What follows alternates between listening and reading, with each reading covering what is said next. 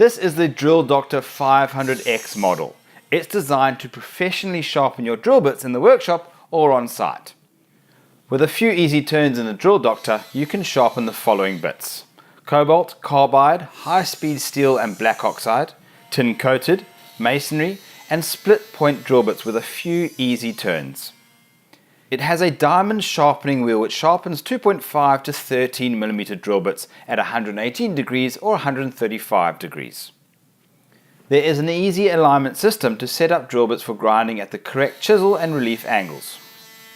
Drill bits can also be inserted in the side split port for creating self-centering split point drill bits. This creates a sharper point to help prevent walking of the bit when in use. Masonry bits are sharpened with a plunge action with minimal effort. Other great features are the powerful 15,000 RPM motor and the impact-resistant tool-grade plastic casing. If you found this clip useful, like it, share it, leave me a comment. You can also subscribe to the Builders Fan YouTube channel for more product reviews just like this, as well as DIYs for you to replicate or be inspired.